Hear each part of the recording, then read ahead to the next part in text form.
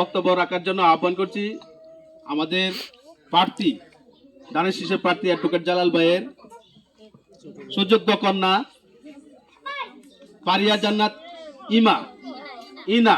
ইনাকে ওনার মূল্যবান বক্তব্য রাখার জন্য আহ্বান করছি।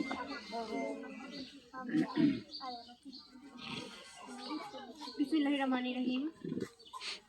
এখানে উপস্থিত আছেন আমার শ্রদ্ধেয় আঙ্কেলরা, আমার দাদার বয়সী অনেকে আছে, ভাইয়ের বয়সী অনেক আছে, আঙ্কেলের বয়সী অনেক আছে, আমার মা বোনেরা আছে। আসসালামু আলাইকুম। আপনারা সবাই ভালো আছেন তো? তো আপনাদেরকে আজকে অনেক বেশি কষ্ট দিয়ে ফেলেছি। খোলা আকাশের নিচে অনেক ঠান্ডা, আজকে বিশেষ করে আজকে বেশি ঠান্ডা ধরতে গেলে অন্য দিনের তুলনায়। আপনারা এসেছেন, আমরা অনেক অনেক খুশি হয়েছি।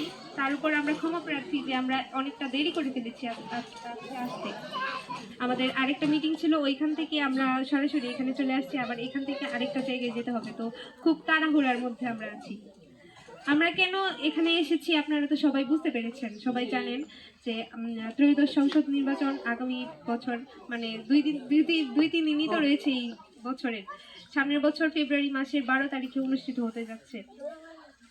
তো অনেকদিন পরে আমরা একটা সুন্দর নির্বাচন উপভোগ করতে পারবো যদি আপনারা নিজেরা ভোট কেন্দ্রে গিয়ে নিজেদের ভোটটা নিজেরা দিতে পারেন। আপনারা হয়তো এমন অনেকেই আছে আগে ভোট দিতে গিয়েছেন, কিন্তু গিয়ে দেখেছেন যে আপনাদের নিজেদের ভোট অনেক আগে দেওয়া হয়ে গিয়েছে, হয়নি এরকম আগে? তো এবার কিন্তু ইনশাল্লাহ এটা হবে না, আপনারা নিজেদের ভোট নিজেরা দিতে পারবেন। এবং আপনারা অনেক যারা আপনাদের আত্মীয় স্বজন আছেন, আপনাদের কাছের মানুষ আছেন, পাড়া প্রতিবেশী আছেন, সবাইকে নিয়ে একসাথে গিয়ে ভোট দিবেন। 12 ফেব্রুয়ারি সকাল 7:30 থেকে ভোট অনুষ্ঠিত হবে। এবার কিন্তু ভোটের সাথে গণভোটও অনুষ্ঠিত হবে। তো আপনারা উৎসবমুখর পরিবেশে যাবেন, সকাল সকাল গিয়ে কিন্তু আপনাদের ভোটটা নিজেদের ভোট নিজেরা দিয়ে আসবেন। আর আমরা এসেছি আমার বাবার জন্য ভোট চাওয়ার জন্য। আমার বাবা জনাব অ্যাডভোকেট জালাল উদ্দিন, উনি এবার মনোনয়ন পেয়েছেন বিএনপি থেকে ধানের শীষ এর প্রার্থী হিসেবে। তো আপনারা অবশ্যই ওনাকে চেনেন। উনি পাকুন্দিয়া পৌরসভার একজন মেয়র ছিলেন। পাকুন্দিয়া পৌরসভা যখন শুরু হয়েছিল বা প্রথম একদম নির্মাণকাল থেকে উনি প্রথমবার মেয়র নির্বাচিত হয়েছিলেন এবং তিনি তখন অনেক কাজ করেছেন। এবং তার সাথে আমি বলতে চাই যে উনি সেই সময়ের একজন টপ লেভেলের মেয়র হিসেবে নির্বাচিত হয়েছেন, অনেক কাজ করেছেন এবং তার যোগ্যতা অনুযায়ী তিনি কাজ করেছেন। তারপর তো চলতেই থাকলো এবং 17 বছর উনারা অনেক কষ্ট করেছেন। এরপর যখন জুলাই 24-এ আন্দোলন হলো, আমরা ফ্যাসিস্টদেরকে বিদায় করতে পারলাম। এখন সময় এসেছে আরেকটা নির্বাচনের। এই নির্বাচনে আমার বাবাকে মনোনয়ন দেওয়া হয়েছে। আজকে আমার বাবা মনোনয়ন ফর্ম জমা দিতে পেরেছেন, আলহামদুলিল্লাহ। তার জন্য আপনারা জনগণরা অনেক অংশে দায়ী, কারণ আপনারা ওনাকে চেয়েছেন সেটা প্রমাণ করতে হবে ভোটের দিন। ভোট কেন্দ্রে গিয়ে নিজেদের ভোট নিজেরা দিতে পারবেন। নিজেদের ভোট নিজেরা দিয়ে আমার বাবাকে যদি আপনারা জয়ী করতে পারেন, আপনারা কিন্তু অনেক সুবিধা পাবেন, আমি সেটা বলতে পারছি, কারণ আমার বাড়ি কিন্তু পাশেই, আমাদের বাড়ি পাশেই। আপনারা সবসময় আমাদের বাড়িতে যেতে পারবেন, আমার বাবার সাথে কথা বলতে পারবেন। আমার আম্মু আছে, আমার বোন আছে। আমার বোন এবার ওকালতি পাস করে ফেলেছে।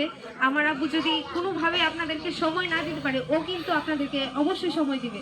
যে কোনো আইনি সহায়তা লাগে বা যে কোনো কিছু লাগে, আমার আম্মু বা আমার বোন থেকে আমি সেই সহযোগিতাটা আপনাদেরকে নিয়ে দেব। তাছাড়া এবার যদি আপনারা কিন্তু দেখেছেন যে তারেক রহমান স্যার এবার ফিরে এসেছেন 17 বছর বা 18 বছর পর তার মাতৃভূমিতে সে ফিরে এসেছেন। আপনাদের মনে কিন্তু অনেক সংশয় ছিল যে উনি কি ফিরে আসবেন কিনা বা আদৌ কি নির্বাচন হবে কিনা। উনি কিন্তু ফিরে এসেছেন গত 25 তারিখে। তো অবশ্যই এবারে নির্বাচনটা অনুষ্ঠিত হবে এবং তারেক রহমান স্যার আপনাদের জন্য অনেক বড় একটা স্বপ্ন নিয়ে এসেছেন। উনি কিন্তু ওই দিনের ভাষণে বলেছেন যে তার একটা প্ল্যান আছে। তো সেই প্ল্যানের একটা ছোট্ট প্ল্যানের কথা বলি, সেটা হচ্ছে আপনারা যারা মহিলা কর্তৃ আছেন, ঘরের কর্তৃ, তাদের জন্য একটা ফ্যামিলি কার্ড দেওয়া হবে। সেই ফ্যামিলি কার্ডের মাধ্যমে আপনারা প্রত্যেক মাসে 2000 থেকে 2500 টাকা করে পেতে পারেন, অথবা এই টাকার যে সমমূল্য আছে সেই সমমূল্যে চাল ডাল তেল আপনাদের যা কিছু প্রয়োজন সেটা হবে। খারাপ করার কথা না, কারণ পুরুষদের জন্য যারা কৃষি কাজ করেন তাদের জন্য রয়েছে কৃষি কার্ড। সেই কৃষি কার্ডের মাধ্যমে